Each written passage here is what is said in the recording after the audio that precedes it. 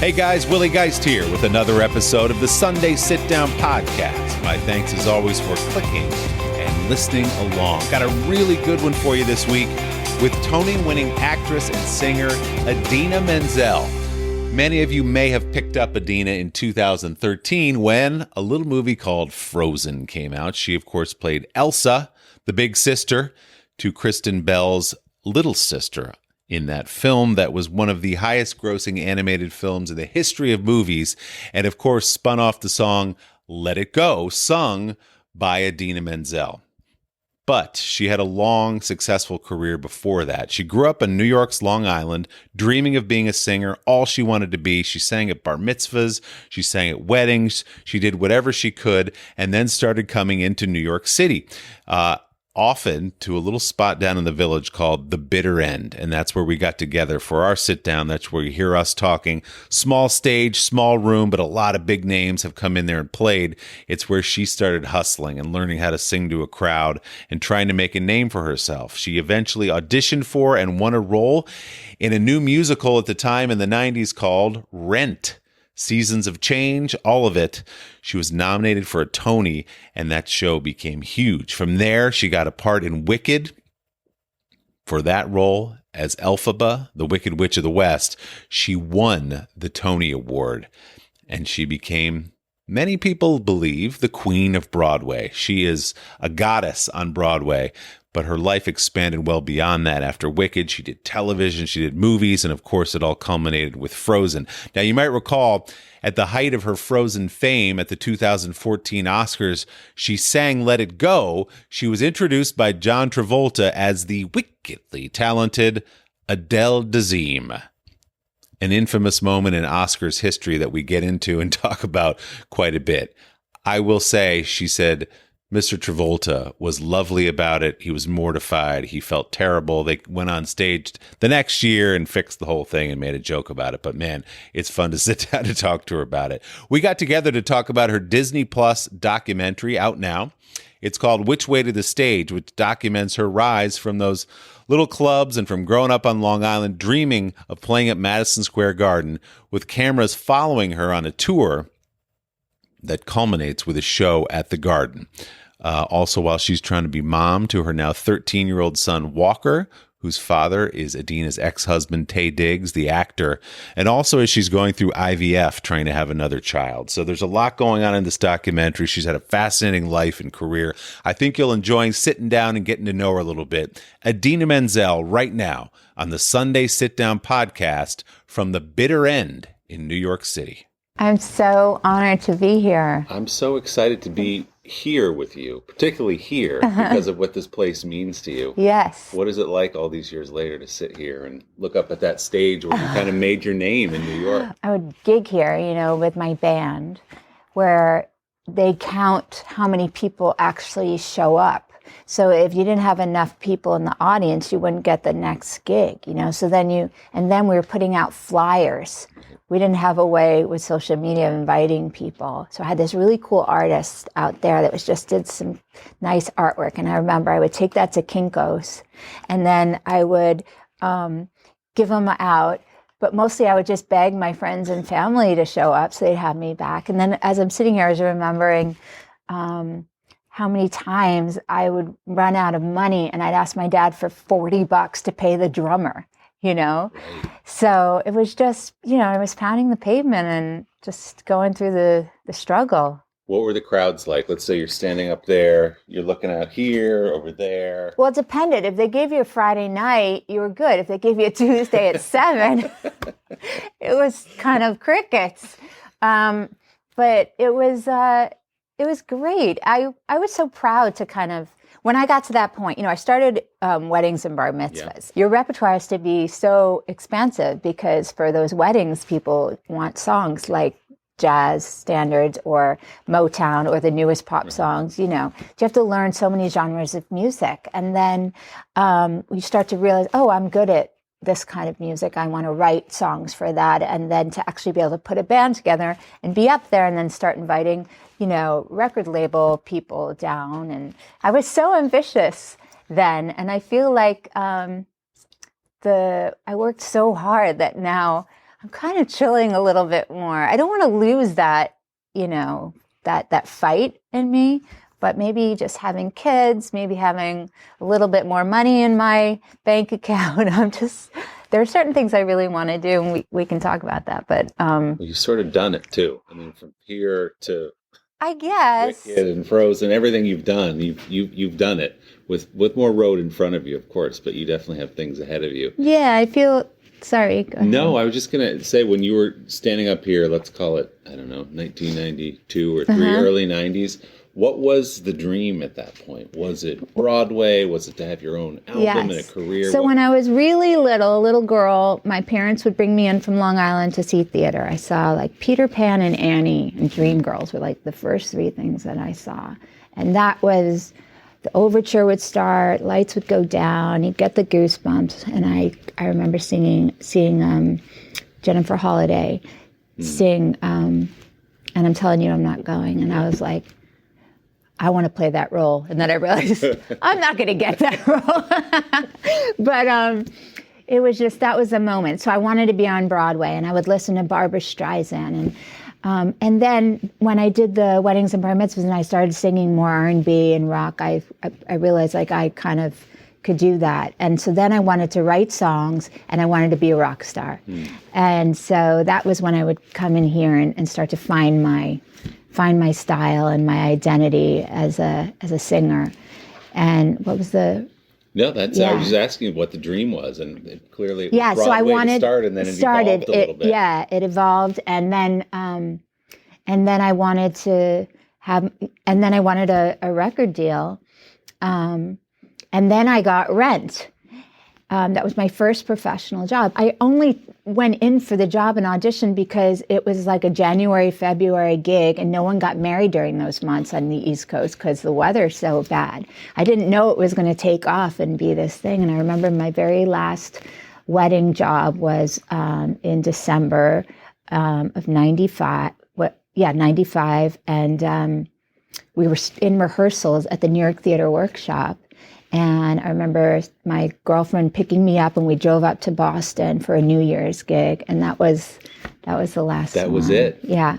Wow, what is 27 years? And then years later, I was asked to come sing like a corporate gig to sing for someone's graduation, and I got paid a lot more money for that one. I bet you did. I bet you did. So I want to come back to Rent in a minute, but I got to go back to Syosset and see where's the birth of this voice. Watching the documentary, Which Way to the Stage, on Disney Plus, which is amazing, and we'll talk about that. It sounds like at a very early age, your parents saw something. I'm talking like 3 years old. There was something coming out of that mouth, that voice. What was it? When did you realize you had a talent? My grandfather, Grandpa Nat, he would just tell stories and sing songs with me, and I had this little wooden microphone, and he'd say, "Ladies and germs." I don't know why he said that. I just guess it was like a Yiddish thing to do that. I don't know. "Ladies and germs, please welcome from behind the couch, Idina Menzel." And I jump up, and we do. So I think it was him and my mom. My dad was a little bit, he hates when I say this, but my dad say, "Why don't you minor in business? You know, it's a hard industry, and the probability of somebody doing well, you know, just in case." And I'd say, "You don't believe in me, Dad. Mommy believes in me. You don't believe in me." So, and he's a salesman, so he was a pajama salesman. You know, just take the straight road. Right, a little more practical. Yes. While you were dreaming, and your mom was encouraging the dream. Yes, but he was always supportive, and like I said, he gave me those $40 for the drummer. Yeah. No drummer, no show. You gotta have the $40. Exactly. So, and when did you start performing that? So that's behind the couch. That's one thing. That's just in front of a small There was room. a time where we went up to one of those like Dirty Dancing resorts up in the Catskills. Oh, yeah. It was called the Brickman's Resort. Of course. And they put the parents all, while they were probably partying on God knows what, put the kids into a day camp. And we had a talent show, and I remember then we performed for all the parents, and I was singing "The Way We Were" with a really bad Long Island accent. It was like memories, like the corners of my mind, and apparently all the parents were like, "You have to get a voice lesson. She's really good, Helene." That's my mom's name. So I think that was when they kind of saw something in me. So the Catskills gets a lot of credit for that. Yeah. They deserve credit for it. And then the bar mitzvahs start. Weddings, my parents got divorced. My mom started dating this wonderful man who really pushed me to start. I'm not a good piano player, but he said, go play, work on your piano playing and write songs.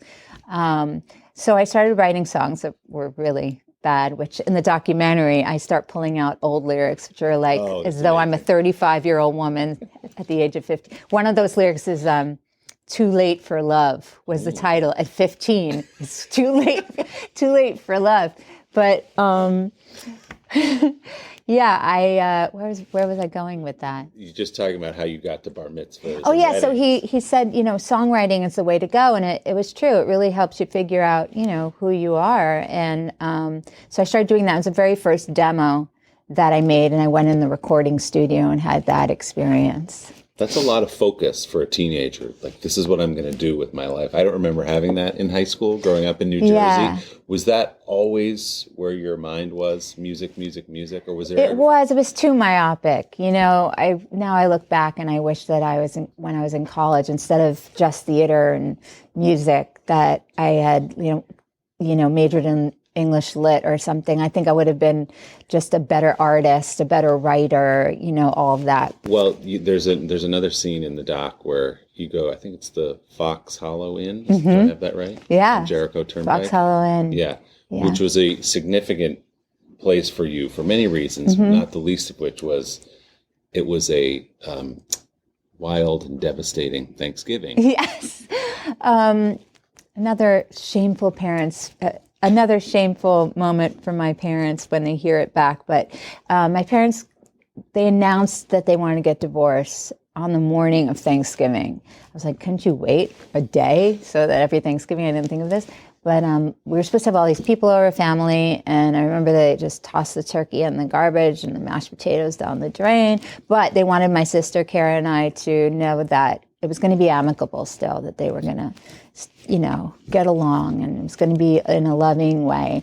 And so with that in mind, let's go out, now that we don't have food, to a catering hall, to like a prefix at the Fox Hollow Inn, which is on Jericho Turnpike out in Woodbury, Long Island. And then soon after that, I had to play on that stage every 2 weeks or something. I would do these weddings and look out there and just see, the bride and grooms and think about my parents. So it's funny in the documentary because I go back there and I visit, and then I call my dad and totally guilt him about it. You're able to laugh about it now, but that was an amazing scene. But guess where I am, Dad? He goes, "Oh no!" I'm like, why? Thanks. He was like, "I don't remember." Yeah, he doesn't remember. He had to go sit out in public, devastated. He conveniently doesn't remember. Yeah, exactly right. Yeah. Right, he blocked that out. So when they came to you, maybe someone at Disney called you up and said, "We think a documentary would be a cool idea." Mm-hmm. And you say, even in the documentary, when I took this on, I got to just show it all. I got to be open. And you really do. Was that a difficult decision to say, I'm going to let cameras be with me all the time and show what people don't always see behind the scenes? I didn't think about that as much. Because I really wanted to just document. I didn't even know if it would be a documentary. I just wanted to capture this dream come true for myself. I knew that having grown up on Long Island, I was a New York City girl, I went to New York University. I had always aspired, not that I don't love the bitter end, but to play at Madison Square Garden. That's the place that you want to play. And then I realized as we were filming that it was going to be even more than just a tour documentary going from city to city, that it was becoming this story about mother trying to keep her sanity with traveling back and forth and being present for my family, but also pursuing this passion of mine, and how to prioritize all of that and compartmentalize and be able to get up on stage and do a great job, but get home for trick-or-treating with my son or a basketball game. And do IVF at the same time. Try to have a baby with my husband. I mean, it really is, people. It's a revealing documentary. It is like you're in the doctor's office with you, and you're on the phone, and you're upset because you are missing Walker's basketball game. It was an awesome basketball. So I realized I didn't totally. Thank you. From everything I hear, I realized I didn't totally answer your question in that the vulnerability. I think it's kind of par for the course with artists and creative people. For me, I've learned it's the only way I really connect well with an audience. And so I also produced this. So, I knew that I could just be myself, and worst comes to worst, I just cut it out and leave it on the cutting room floor. But I really do feel that vulnerability and trying to be as authentic as you can is my job. And as long as I protect the people's privacy around me, I'm comfortable with it. I want people to see themselves in my experience and feel, that sort of empathic reciprocity. So it's okay. And I just want parents, mothers, but even dads, anyone to feel like they're seen and they're heard, and we're not all, crazy. I think parents will relate. We're not all flying around the country selling out arenas like you are, but there are moments where we can't be there for the game, or we're tugged professionally and personally, and that's, I think you provide a really good snapshot. I want people to, that's the thing, is I feel strongly that you don't have to be a singer and performer on a stage in front of thousands of people to relate to it, because we're all playing our roles. We're all. It could be a stay-at-home mom or a working mom. We're all just working our butts off, and trying to just be present in our lives, and also trying not to compromise who we are.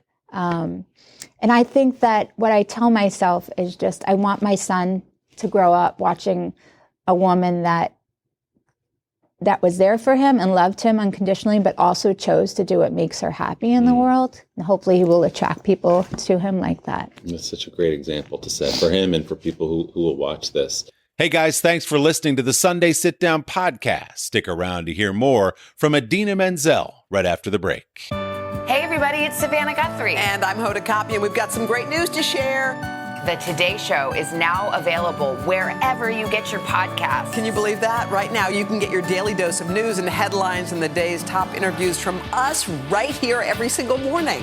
We have what you need to start your day, and it's available every day, wherever you get your podcasts. So why not subscribe and follow Today to start listening?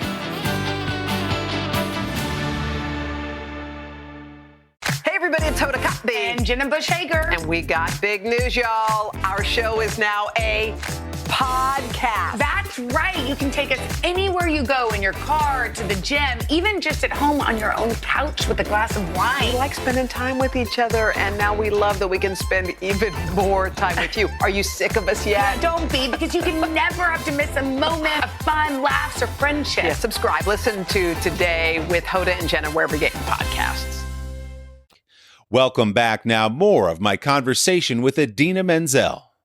Another thing that's relatable for many, many families across the country, including people we all know, is the IVF process that you go through. And you really do open the door to that. Yes. Was that something, did you have any second thoughts about, like, do I really want to show this part of it? Yeah. Do I want people in the I wasn't doctor's sure. office? I also didn't want to make people squeamish about it, because my legs were like in stirrups. It's at a safe distance.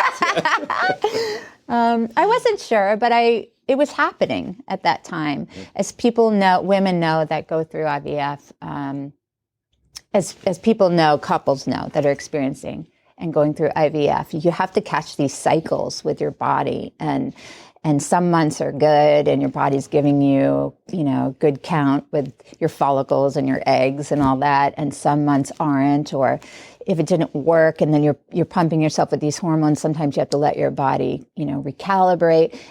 But for me, I was doing it at such a late age, and the doctors were saying, though, You might be one of the rare ones that, your body seems like saying, you might be one of those rare women that it works for at this age. So I kept the competitive person in me was like, I'm going to do it. And then I was out on the road doing these shows and thought, but I don't want to miss this. What if it gets too late? So then I find myself traveling back and forth, but then shooting myself up with hormones and then having to do the retrievals. And there I am saying, are we going to get this done before I get to the garden? Right. Yeah, well, that's also I was thinking watching that, not only going through the grind of a tour where you have to protect your voice and take care of your body and all those things, but now you're shuttling back and forth to doctor's appointments. Emotionally and physically, it's so taxing. Yeah, I was going to ask you how grueling that whole process was to be on tour and going through that medically. It was a lot, I think that you underestimate it, especially as women. We're just like, we can do it all, and then all of a sudden I'd find myself just crying, not knowing why I was making a big deal about something and just having a hard time with reconciling certain things were upsetting, but not the way my body was feeling, And like you said, as a singer, I'm very in tune to all the little things, flying, airplanes and the air pressure affect how you sing, sleep. What if Walker, has a fever one night? I'm not going to get in the bed and cuddle with him and I'm not going to, at that time, certainly wouldn't put on a mask while I'm with my kid and he's sick, so then it's like, well, I might be sick for this show and all of that stuff. But it's a lot to power through under the best of circumstances. And you add in through IVF, that really is a lot. The beautiful journey of this doc is you start singing behind that couch, popping up at home, and then you do end up at Madison Square Garden. And one of the huge steps along the way, which you touched on a minute ago, was from this stage to Rent. Rent wasn't Rent when it started. Right. And people go, oh my God, Rent. It became Rent once people saw it. But when you auditioned for that and won that part, did you have some sense that it was special, that it was going to be something? No, not until we rehearsed. The first thing we rehearsed was Seasons of Love. That's the first thing we did. We sort of stood in a semicircle, and Jonathan Larson was there, and our music director, Tim, and Michael Greif, our director, and we just learned notes and harmonies. We started singing it. I remember Anthony Rapp kind of was our leader, and that's when I felt, I didn't know there would be anything big, but I felt this camaraderie and that something special was in the air. Did you feel like this is it? This is the thing I've been dreaming of? No.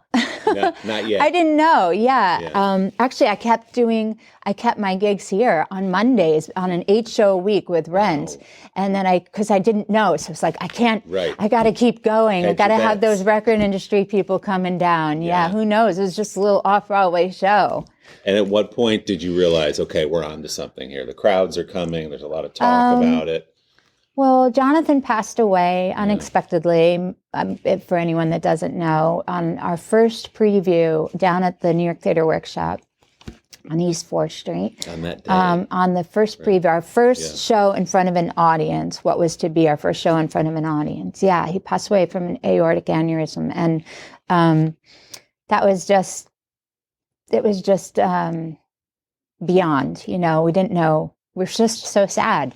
And I remember that we weren't sure how to handle it. His family was in town. Everybody was there. We didn't want to go on stage and do this. That would felt tone deaf. But then Michael said, well, Jonathan wouldn't want us not to do this. So we had already staged it, ready to go, costumes. But we sat at those metal tables that we use in La Vie Boheme, and we just did a reading of it. And then everybody was enjoying it so much, and it was so cathartic that then by the second act, we got up and we just started doing our actual blocking, and it became this beautiful evening that I think sort of was really cathartic for all of us, healing for all of us. Yeah. And Rent takes off. It does become so then it starts to take off because it was like art imitating life in a way, and like this man, 34-year-old man who had this dream of being being a composer and having the show come to life, and then he's not there anymore. And then we obviously tackle AIDS in that, and artists and community trying to do what they love to do before it's too late, so there was so much meta stuff going on in it. And I just remember that, and this really plays into why I wanted to do the documentary. It's that whole experience set the tone and a precedent for all of us, I think, to not take things for granted, and that every night that we were on that stage and in that line singing Seasons of Love, he wasn't there. And so we were so committed to showing up and making sure we were getting his message across in as beautiful and as passionate a way as possible. And so I just felt like from then on, try to be present, try to appreciate the moment. Don't let things just pass you by. And that's why, and there's been several things like that in my life where I do take a minute. And I did that on the Madison Square Garden stage. Because nerves and adrenaline, you can get off stage and say, what just happened? I can't even remember. And that's a beautiful thing too, because that's sort of when you're transported and you feel like you're in your euphoric ultimate moment. But this one I wanted to be able to say I could look back and remember. And so that's why I filmed it. And Rent was so groundbreaking that you all came out of that. People knew who you were now. Now you've got this reputation. As you say in the documentary, okay, rocket ship to the moon. What's my next move? I'm going to make an album. The world knows me now. Here we go. I'm going to get that stardom I expected. And it didn't quite happen. No, I got dropped from my record deal. I sold like 3 albums. And then because I sort of had abandoned the TV film angle because I was trying to be the next Alanis Morissette or something, I had to, the momentum was gone. I had to kind of, get back into it and find my way again. So did you at some point say, okay, maybe the rock star thing's not going to happen? Let's recalibrate here? Well, the thing about Rent was that it really straddled this line, because so it wasn't like it was this classic Broadway show. It was a show that was rock and pop and R&B music in this Broadway context. So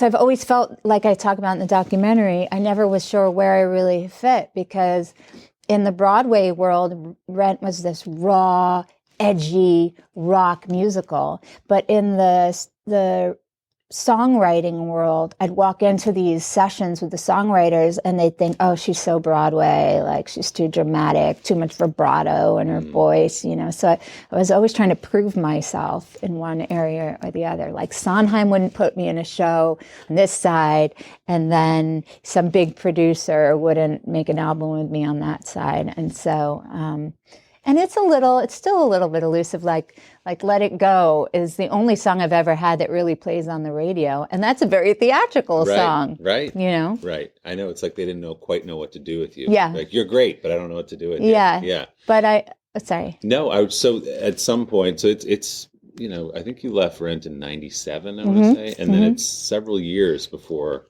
Wicked comes and knocks on the door. How did that come about? And were you just at that point, like, relieved, like, okay, I'm back in the game?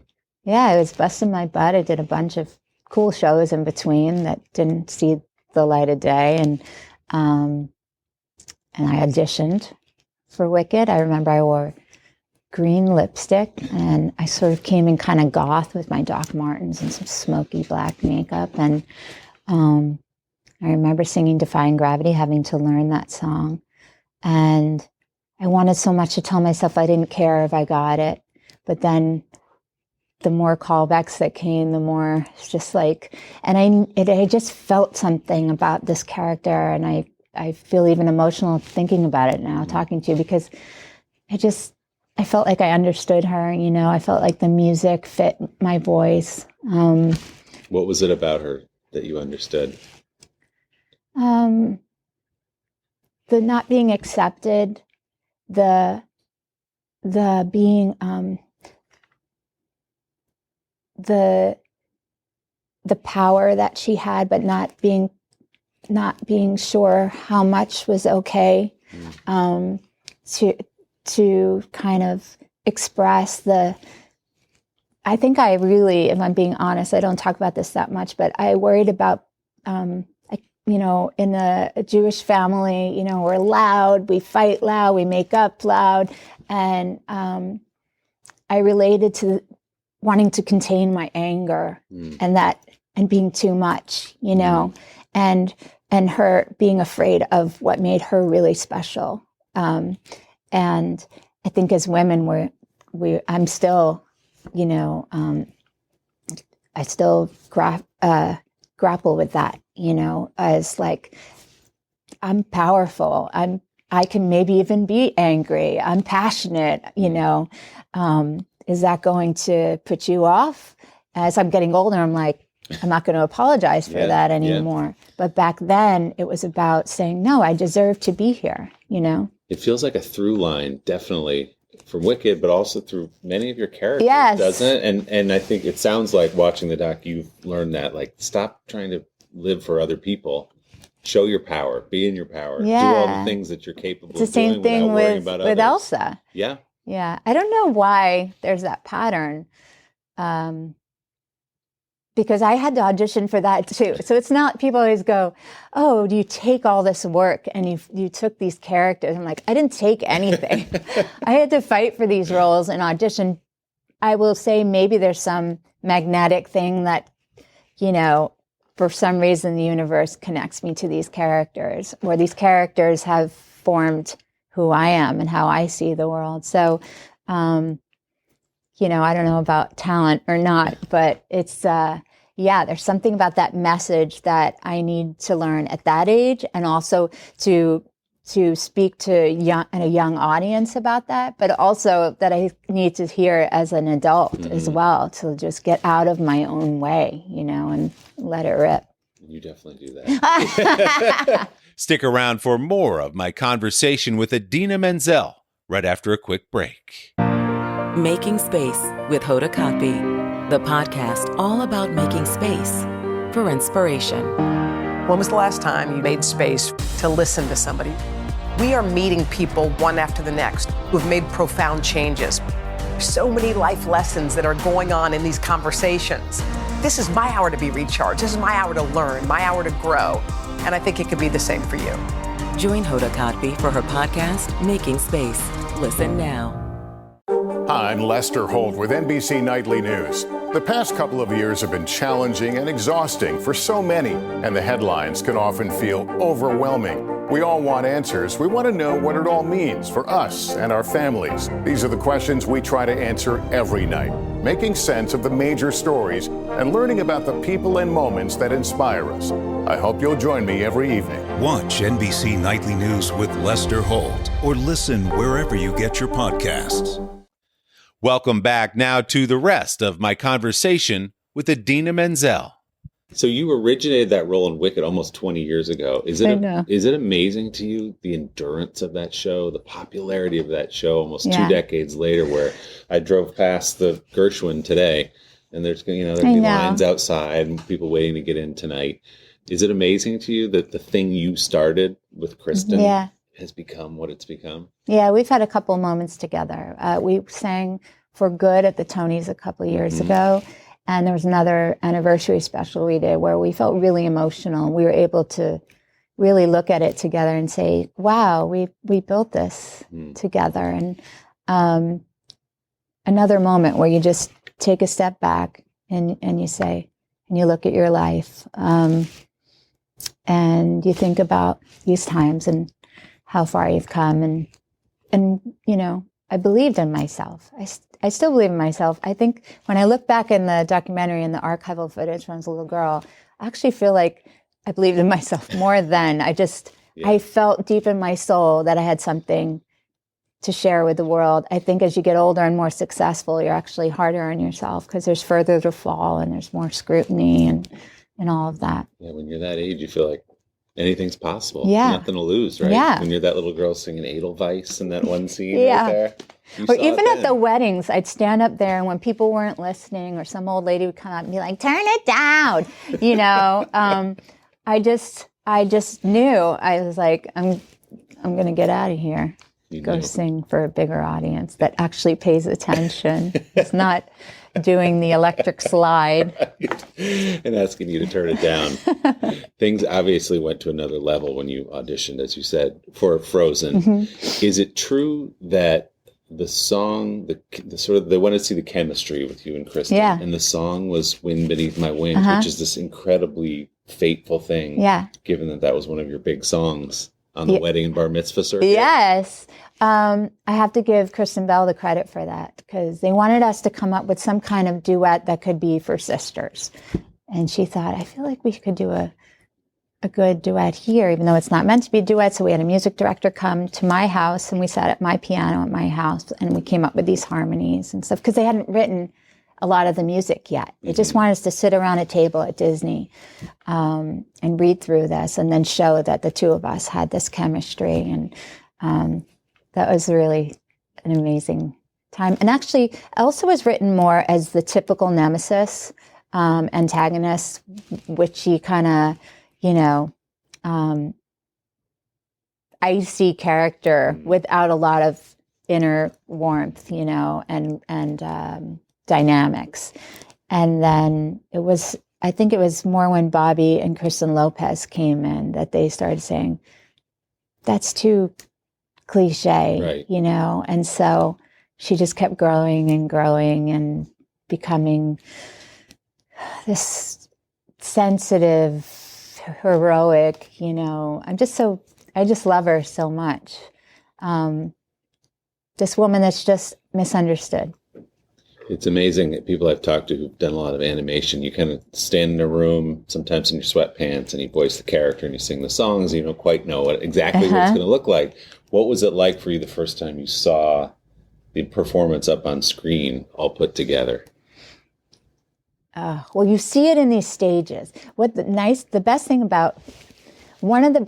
about working with the Disney creatives is that they allow you to be part of the process, and they teach you. So when you walk in to do your lines for one of the first 20 times you do it, because they're always cutting and editing and changing things, and you have to do most of the voiceovers before they commit to doing all the animation. So they'll show you the storyboards. They'll show you, so you see all the drawings before it's computer generated, and they'll show you what you're actually acting that day. They brought me in to sit in front of 80 animators at Disney. They wanted to hear about singing and the sort of techniques and logistics and how I move and how I breathe. They really care about all the specifics of that. That's why it's so good, That's amazing. Yeah. To get that kind of input. Yeah. Right? So I sang and I moved kind of, and I think she has a little bit of my sway in the hips there. They were watching. But I love it. I love being a fly on the wall. I love their process. I've gone in and just sat, and they've showed me how their computer programs do it now. And so it's not as much, it's incremental by the time you get there, because you keep seeing it in its different incarnations. You see it in black in a drawing, then you see it when it's starting to move, then you see Elsa and Anna in these like see-through skirts, because they don't assume the gait of how you'd walk. They really want to get that first before putting costume or wardrobe on them, which always felt weird. It's like we're at Disney, but the girls are naked. Yeah, people don't realize that. Yeah. My kids were 6 and 4 when Frozen came out. And I apologize. That means that you were sick to death of me. I remember at one point, they were leaving the house with my wife. I said, "Where are you going?" And they said, "We're going to see Frozen." I said, "Didn't you already see that today?" Like, "Yeah, we're going again with some other people." So, I mean, it became something none of you could have ever in your wildest dreams imagined it would become. What was it like to just be an observer of this cultural phenomenon as it just grew and grew and grew, and your song became the most popular song in the world for a long time? It's one thing to have these great jobs and these roles. It's another thing to have a sort of zeitgeist project that speaks, that the themes and the messaging speak so profoundly to a young audience, especially. It speaks to empowerment and accepting who you are and your uniqueness, and what makes you different is the thing that's going to make you extraordinary in the world, you know? And so that's the real gift from the project for me. And I don't get sick of, people always think you're BSing when you say, like, you don't get sick of singing a song over and over. But being the Broadway creature of 8 shows a week and having to do it over and over and having to try to find fresh new things in every performance, I love it. I love singing it every night, whether I'm singing it to a kid in a blue dress or singing it to my gay community out there, or just the moms and dads in the audience, although I don't usually have a lot of straight people in my demographic, but straight men, I mean. There's always 2, and I'm just so excited to see them. But yeah, it always is new for me. Either I find a melodic change that I really love, or I hear the band playing a part that I've never noticed before, or the actual message I need to hear personally for myself because I've had a bad day. So, it's just the gift that keeps on giving. That movie and that song touched so many people, but what did it do to your life? Obviously, you were very well known, the Queen of Broadway, all the titles that you were given, the Tony winner, you were very well known in that way. And all of a sudden, you are now this international star who's sang the song that everyone's singing. I think social media helped too, because there's been a lot of incredible Disney princess voices and actors. But somehow, because with a lot of social media stuff, the little kids would see my face juxtaposed with Elsa. That probably traumatized them, because they were like, who's this old lady with brown hair playing this little blonde girl? But they also really associated my voice with the character. And so more people got to know me. And that was exciting. So that exposed me to a wider audience. Did you see, I'm sure you did, I think it was earlier this year, the little girl in Ukraine, the 7-year-old girl in a bomb shelter singing your song? Yes. Can you even conceive of the reach of That's your what I'm song? saying. That's a 1 in a million thing. Even my little girl didn't expect that in all my dreams, and to see it being playing some part in a healing, survival context is just, it's just so sad and moving for me. Yeah. It was incredibly inspiring for the world. One of the big gigs you had because of Frozen was singing at the Oscars 2014, which I cannot imagine on the stress meter. Standing alone on the stage with all those people. Well, Meryl watching. Streep was right there. Most importantly, Meryl Streep was right there. I didn't want to screw up in front of Meryl. You nailed it, I'm happy to report. But it was made a little bit more difficult by your introduction. Yeah. Well, I had done so much meditation about it. Once again, the theme, like, enjoy the moment. Don't let it all, be dissipated. Don't let it dissipate in your nerves and adrenaline, So what I did was I had a lot of little tools I'd given myself. I didn't want to wear real spiky heels, because it makes me feel like I'm teetering and I can't be grounded and support. I had thought about, so I wore these huge, if you saw what I was wearing under that dress, there were these huge boots with big platform heels, so I could just be like, boom. Rock solid. Yeah. Okay. And then I also told myself, just sing it to your son, So I was getting ready to just tell a story and pretend Walker's right there and sing it to him. And then John Travolta got up there and screwed up my name. And for about the 10 seconds that intro starts, I think I had a lifetime of things go through my mind. It was first like, damn it. I've come from the bitter end, and now I'm finally here, and this guy screwed up my name. And then it was like, stop feeling sorry for yourself. Stop feeling sorry for yourself. Get your shit together. You got to get ready to sing this note. And so all of that in about 10 seconds went through my mind. It's hard enough without that. I can't imagine the curveball that came. But you did. You pulled it back. It ended up being one of the best things that happened for my career, because all the people that knew me from the theater were like, how could they mess up a name like that? We love you, Idina. And then all the people that had no idea who I was were like, why is everybody making it? Who is this girl? Google her. Yeah. Yeah. But I think part of why it was a great moment for you is because of the way you handled it, too. You had such good humor about it. You returned the next year with him. Yes. I know he was very apologetic. He sent me flowers and wrote a whole apology letter. Yeah, I was just happy to be in the conversation, I really was. It's just, I just feel so grateful, And what's that moment like when you nail that song? Forget the Travolta part of it, but you're at the I don't know if I Oscars. thought I nailed it. I'm already thinking, did I hit that note? Was that in tune? How is that? I'm pretty hard on myself, I still haven't gone back and really listened to it. And then there was a time, why am I telling you this? Then there was a time a couple months later where I had to sing it New Year's Eve at the apple dropping thing, the ball dropping. Yeah. And those are freezing cold nights. And you can opt to kind of lip sync and just play the track.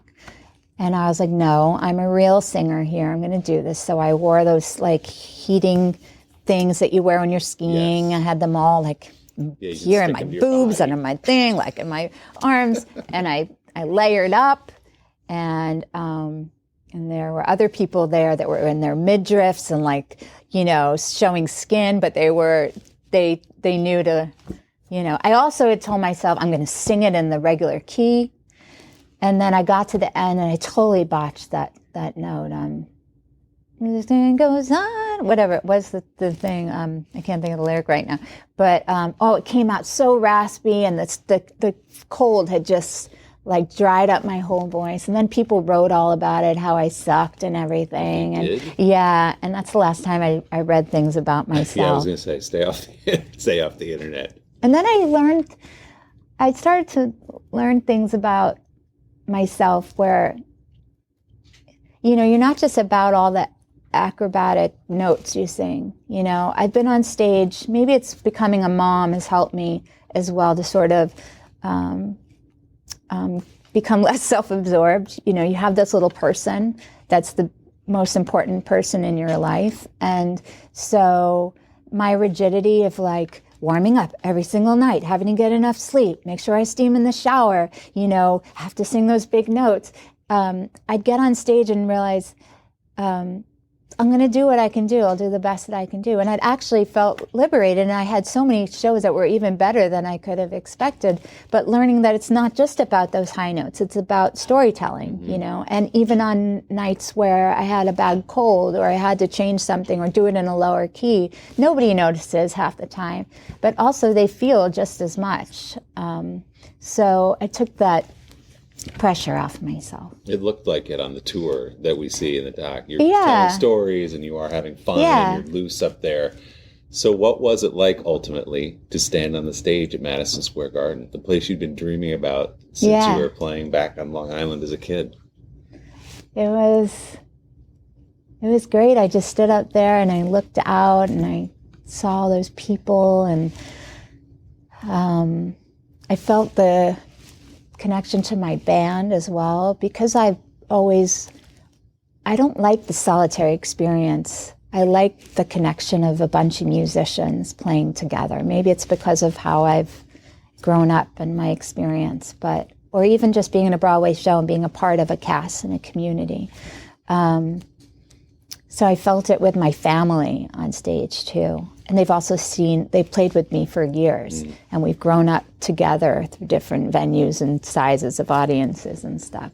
So I just stood there and took it in, and when I sing, I usually sing for good because I don't always have a duet partner. So sometimes I sing it as though the audience is Mike Linda, and that they've changed me for good. And I do it a cappella, and I try to do it off the mic, or if it's like the garden, I keep the mic there, so that's a little too far for me to sing. But I remember doing that song and felt really emotional about that. But those are things that I really, I took in. And as you'll see in the documentary, there's some archival footage that I did at Provincetown, I remember. I was working on sort of some of my, like, one-woman show kind of stuff. And it was all about how that was my dream and how I wanted to hear people saying my name, and that I talk about the song that I had on my very first album that nobody knew and how I got dropped from the label. And then I do this whole monologue about dreaming that Lenny Kravitz is going to come on the stage when I'm at Madison Square Garden, and he's going to do Are You Going to Go My Way with me, and we're going to, and then I bring everybody back to reality. I'm like, well, I just sold 3 albums and I never got there. And so that's kind of what I thought about too when I thought of doing the documentary, was like, you have that footage to show literally how much this has mattered to you. You know, and then to be standing up there, it's come full circle. And you stayed with it. You stayed with it. I do. I've worked hard. That I can say. Worked hard. You earned your spot at the Garden. Thanks. Sure. Yeah. So that felt like the pinnacle. But you still got a lot left to do. So what else is out there for Idina Menzel? What are you cooking up? What are you thinking about? What do you want to do besides? I want to do more besides hang out with my son. Yeah. Because I do. I want to be a good mom. And I want to get over myself. You know, it's like as parents, we have so much to overcome from what we've grown up with. And I don't want to project all that stuff, you know, onto him. So I find that I focus on that a lot. We can tell our kids, you're special, you're beautiful, you're talented. But if we don't feel it inside, they see that too. And they internalize that, you know. So that's what I'm really working on as a parent. And then professionally, I want to do more original musicals. I feel it's really important to support new young composers. So I've been working on a couple things. So they're in their embryonic stages, which is something I really love. I love the workshopping process, the idea of like getting in there with a loose leaf of a script, or standing at the piano where a composer's just written a new song with your voice in mind and the character.